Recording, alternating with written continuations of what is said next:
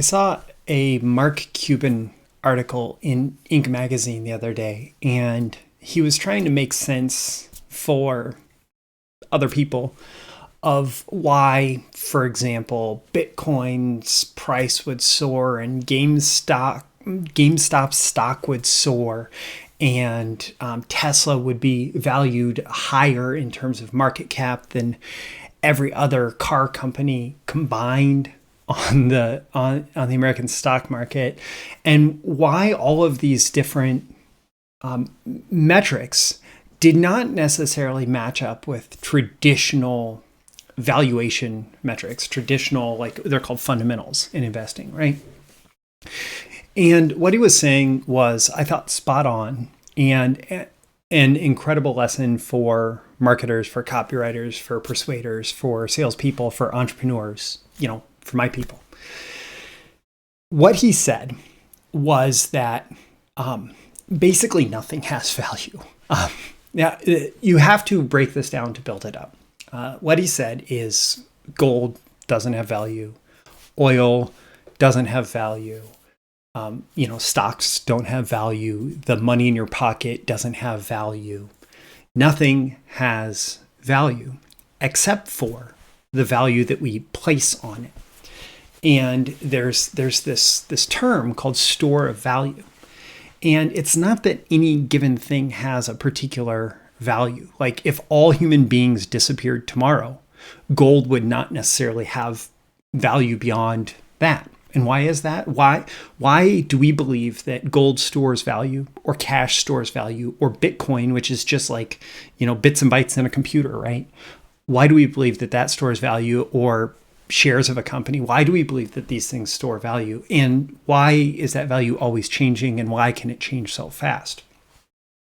And what he said is, and this is something that I agree with, that basically stored value, what we call stored value, is just a story. It is a story that enough market participants agree on about the exchange potential of any given item. And so at one point in world history, there was the Dutch tulip mania, and a tulip bulb was worth a fortune. Like if you had a tulip bulb, you could get ridiculously rich just off a tulip bulb. And that's because the story that was prevalent in the market, the financial markets at that time, was that these were insanely valuable. And the same thing, gold has now been given this. One of the interesting things about gold is how consistent it's been through different cultures as a story or store of value, right? That different cultures around the world that have discovered gold and pulled it out of the ground or picked it up off the ground, they have identified this as like a really unique thing. And so there has been this story around gold that it has a particular value. But clearly, like, something doesn't even have to have that same level of tangibility or the same properties as gold to have value. Fundamentally, like dollar bills, US dollar bills, are made out of flax, out of linen. Like they're made out of a fabric that is turned to be like a paper and printed with certain patterns in certain ink. And this item that could be, it could be worth barely pennies, right? If it was just the ink and just the linen separately and all of that, right? But as soon as it is in this combination and it comes from this particular source, we then share the story about the value of this piece of linen. And that same piece of linen and that same ink arranged in different ways could be $1. It could be $50. It could be $100. It could be more, although the bigger bills tend to only be traded between banks. And everything is like this. It only has the value that is agreed upon by enough market participants for the transaction to take place. So, for example, a particular product, in order for that product to justify a particular price, you just need people to agree to make the transaction at that price. And so you could have a DVD, and that DVD could be worth $100, or it could be worth $5 or less. It really depends on what is on that DVD. So, for example, career training on DVDs has gone for like a multi-pack for thousands of dollars, right? If it can help you grow your business, if it can help you become a better marketer, a better copywriter, it might be worth those thousands of dollars to people who apply what they learned from watching that DVD. Yet at the same time, in the bargain bin at Walmart, there are $3 DVDs and $5 DVDs and whatever. And essentially it's the same arrangement of matter, except for one is arranged slightly differently to contain certain content, and one is arranged slightly differently to contain other content. They're both DVDs, but one could be worth hundreds or thousands of dollars, and one is worth a couple bucks, maybe. And what goes on there is that the story that's told through marketing, through copywriting, through selling, and I hope you're starting to get the reason why I'm even talking about this in the first place, the story that's told about this one particular piece of content is very different and justifies a higher transactional exchange than the story that's told about this, which may be some old B movie or something that, nobody really cares except for it's an hour's worth of entertainment or a couple hours worth of entertainment, right? And so we tell ourselves different stories about different items, but it's not just us that's telling ourselves different stories. It's different people share different stories about the value of different items. And when those stories change, the value of the individual items changes.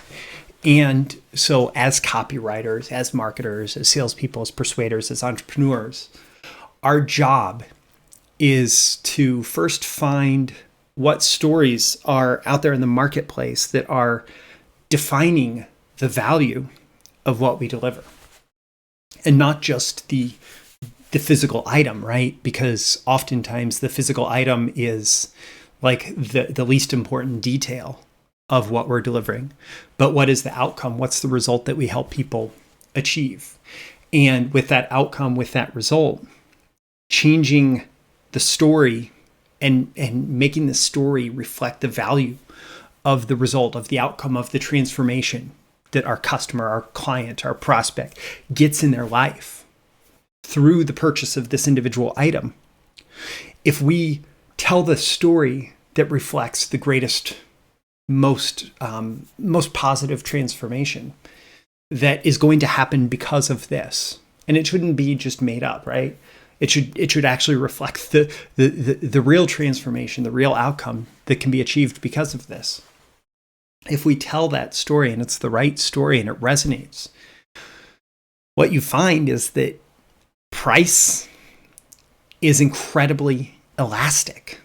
Like, all that needs to happen in order for you to make that sale, all that needs to happen in order for you to make money move to you out of whoever's pocket it's in right now that is a good fit for your product or service, all that needs to happen is you have to tell the story that they agree with and believe that the worth of having your item is worth more than the other items that they could get with that money in their pocket. And so let's say you have something that is $100, right? Just round numbers, right?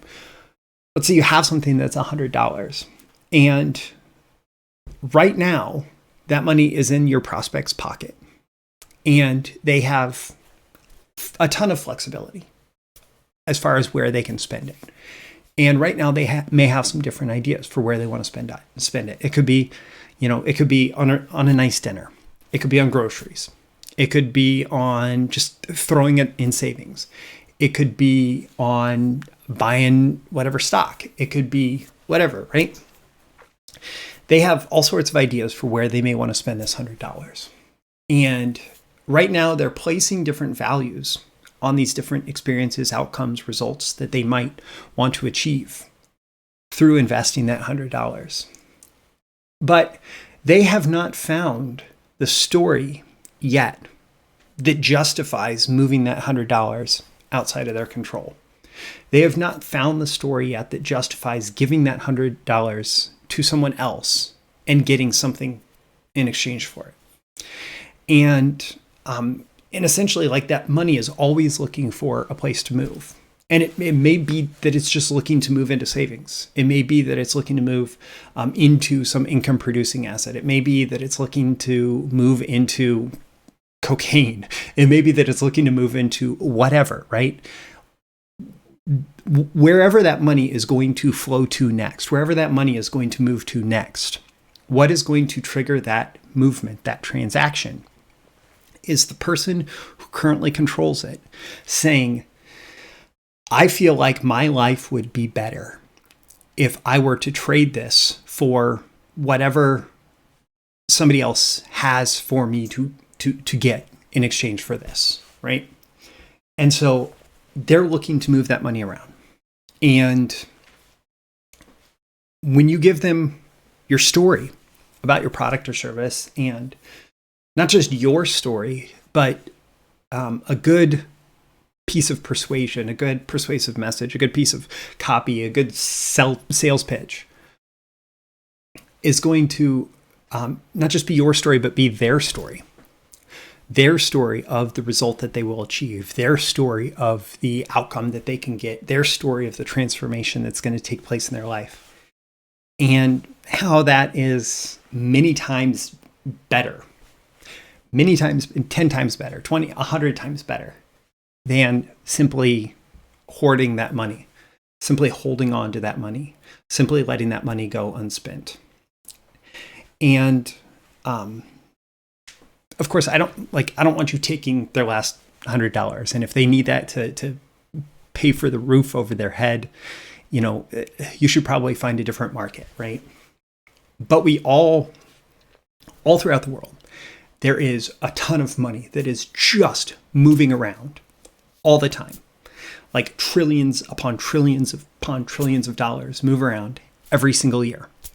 And the amount of that flows to you, to your business, to your clients' businesses, to wherever, is going to be directly related to the stories that you tell and how the stories that you're telling justify the movement of that money, justify the decision to let that money flow out of their control in exchange for whatever will come to them for that money. And so number one, I said at the beginning of this, we're going to break it down in order to build it up, right? Number one, recognizing that money by itself doesn't have value. Nothing by itself has value.